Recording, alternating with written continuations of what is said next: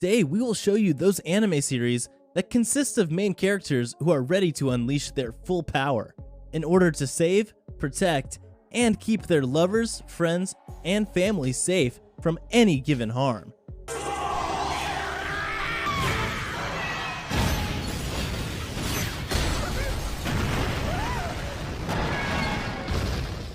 So, in this video, you will definitely come across some amazing anime that you'll really enjoy watching. Before we begin, be sure to drop a like and subscribe down below for more anime top 10s, and without further ado, let's get right into the video.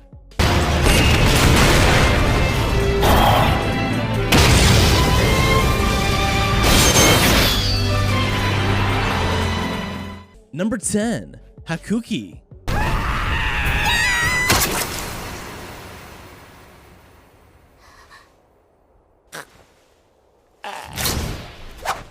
Chitsuru Yukimura is a young woman searching for her missing father, Kodo, a doctor, who, due to his work, is usually far from home. As some time passes, Chitsuru did not hear anything about him, so she decides to disguise herself as a man and goes to Kyoto to look for her father. But a turn of events will turn Chitsuru's life upside down, as she soon witnesses a horrifying scene of a Ronin being brutally murdered by crazed white-haired men.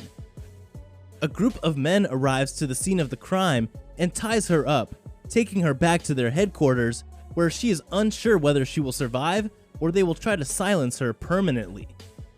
However, once the Shinsengumi knows the name of her father, they decide to keep her safe, as they too have been searching for him.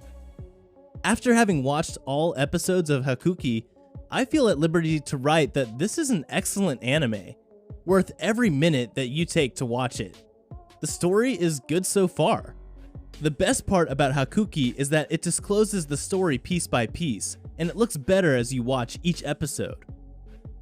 Number 9, The Legend of the Legendary Heroes.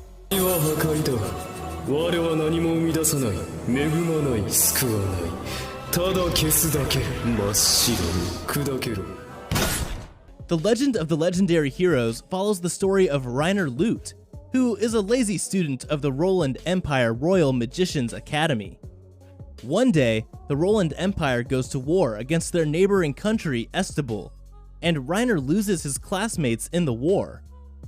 After the war, Reiner sets out on a journey to search for relics of a legendary hero at King Sion Astal's command, and finds out that a deadly curse is spreading throughout the continent. Despite some flaws, The Legend of the Legendary Heroes remains an excellent fantasy anime series. The story is very well done, the characters are thoroughly interesting, and adopt shades of gray instead of black and white, and every episode is as enjoyable as the previous one. Number 8, High School DxD.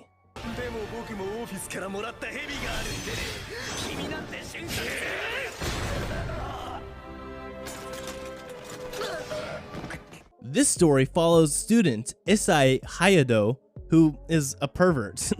He does nothing productive with his life, peeping on women and dreaming of having his own harem one day.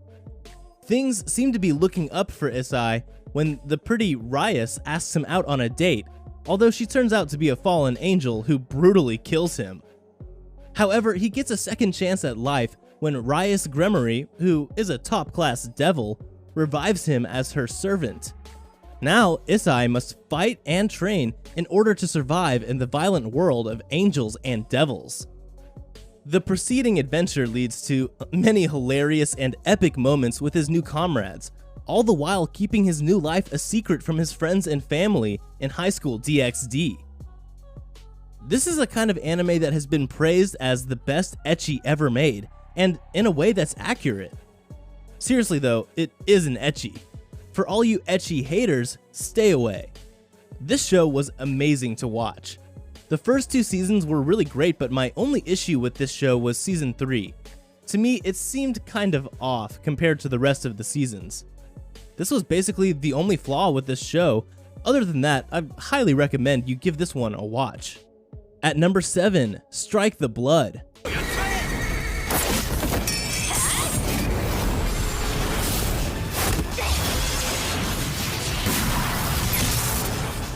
Imagine a city dedicated solely to housing demons and other supernatural creatures. A city where demons, witches, and shamans are commonplace, and new magical advances are made every day. Kojo Akatsuki is an inhabitant of such a place, called Itogami City. Despite living in this place, Kojo only wants a normal life. Unfortunately, he happens to be the fourth progenitor, an incredibly powerful vampire with a host of magical familiars. As such, this causes him to be labeled as a potential threat, and so the government sends an agent to observe him and, should he threaten the safety of the island's inhabitants, kill him. Thankfully for Kojo, the sword shaman sent to observe him is Yukuna Himaragi, a high school girl who seems more interested in helping him defeat all the psychos that attack the city as opposed to killing him. Despite being a vampire, Kojo is a rather friendly one, preferring to drink his own blood in order to satisfy his bloodlust, and only drinking the blood of others when they explicitly agree to let him do so. The problem I see with Strike the Blood is the poor story execution that turns out to be dull for someone who isn't really into action or ecchi genres. And to make things worse, there are some plot holes about how Kojo became the fourth progenitor as well. Number 6. Demon King Daimao.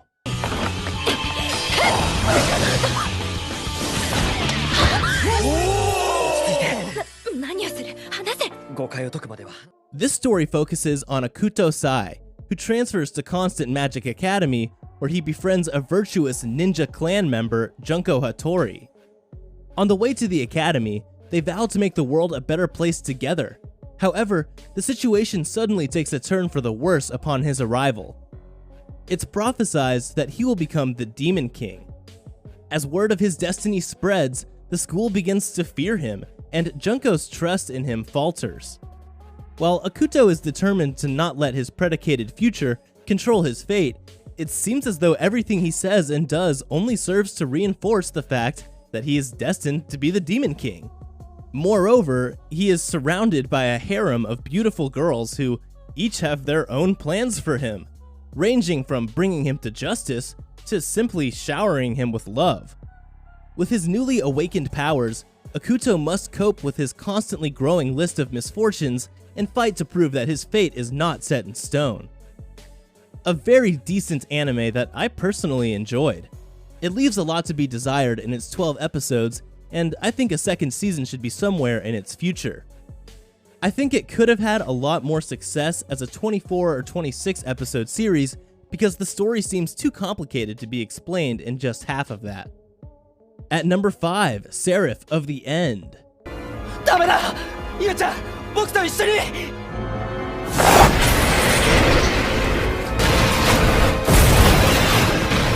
One day, a mysterious virus appeared on Earth which killed every infected human over the age of 13, while vampires emerged from the world's dark recesses and enslaved mankind. Enter Hyakuya Yuichiro, a young boy who, along with the rest of the children from his orphanage, are treated as livestock by the vampires. Even in captivity, Yuichiro dreams big, and he dreams of killing vampires, and he dreams of killing them all. Hence, the anime follows this main character, Yu, who is often ready to unleash his power to save his lovers, friends, and his close ones. Definitely an enjoyable series, just don't expect Attack on Titans type of stuff. The opening for Seraph of the End does a very good job of setting a dark, spooky atmosphere before it jumps into action shots and the music picks up. Seraph of the End is the quintessential example of a generic anime title. It's a show you've undoubtedly seen many times before, and one you'll continue to encounter way after its time in the limelight is up. Number 4, Noragami.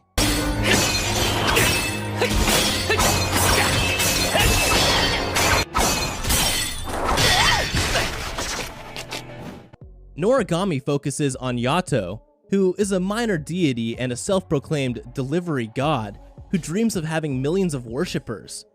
Without a single shrine dedicated to his name, however, his goals are far from being realized. He spends his days doing odd jobs for 5 yen apiece until his weapon partner becomes fed up with her useless master and deserts him. Just as things seem to be looking grim for the god, his fortune changes when a middle school girl, Hiyori Ikki, supposedly saves Yato from a car accident, taking the hit for him.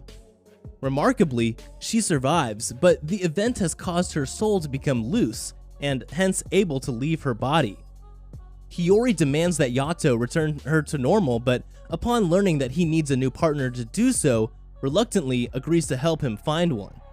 And with Hiyori's help, Yato's luck may finally be turning around. The plot is so good and overall was a very interesting anime that you can tell that the whole world of Yato is very unique, and the creativity of this manga and TV series is something I've never really seen before in anime. This is one of the best anime I have ever seen. I very much hope that they will do a season 3. Both seasons were so emotionally compelling and well illustrated that I watched them several times. I loved the loving fatherly relationship of Yato and Yukine. Therefore, I definitely recommend this anime. Number 3, Rurouni Kenshin.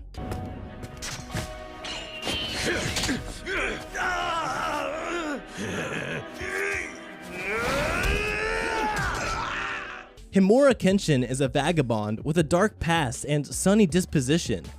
Not a ronin, but a Rurouni. He was never a samurai, but an assassin of utmost skill in the Meiji Restoration, who, in the turning point of the war, simply walked away. His travels lead him to Tokyo in the 11th year of the Meiji era, where he befriends a female kendo master, a former thief, a brawler, and a doctor, all with their own secrets. Together they fight off the enemies surfacing from the dark past that Kenshin cannot escape. Though the show has its lighthearted moments, it's not flippant in the way it handles its themes of atonement and justice. And while it's got some filler episodes, the action scenes are memorable and Kenshin is a worthy protagonist. At number 2, The Devil is a Part-Timer.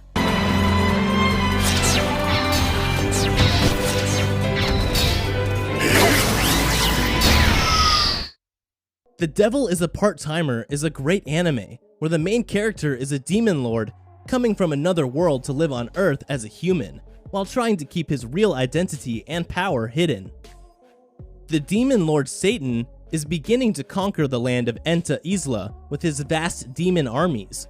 However, while embarking on this quest to take over the continent, his efforts stop at the hero Emilia, who forces Satan to make his retreat through a dimensional portal to land in the human world. The demon finds himself stranded in Tokyo and vows to return and complete his subjugation of Enta Isla. Satan assumes the guise of a human named Sadao Mao and begins working at McRonald's to make ends meet. He soon realizes that his goal of conquering Enta Isla is just not enough. The Devil is a Part-Timer presents a hilarious view of the most mundane aspects of everyday life, all through the eyes of a demon lord. The Devil is a Part-Timer is definitely an anime I would recommend to all anime fans, as it is super entertaining and will give you a good laugh. In my opinion, this show should have a second season, as it doesn't quite give you that sense of fulfillment in the end. And finally, at number 1, The Familiar of Zero.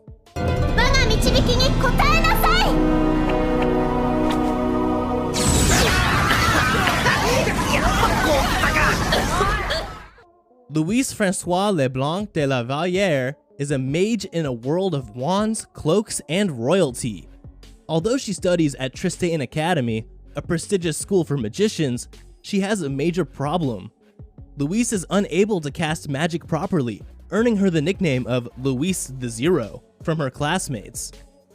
When the first-year students start performing a summoning ritual, Louise's summoning results in a catastrophic explosion. Everyone deems this to be yet another failure, but when the smoke clears, Saito Hiraga appears. Now Louise treats her familiar Saito as a slave, forces him to clean her clothes and eat off the ground.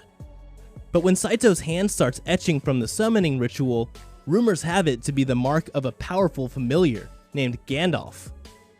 Wild, adventurous, and explosive, The Familiar of Zero is an amazing harem anime with an overpowered main character who is always ready to unleash his power to save his lover.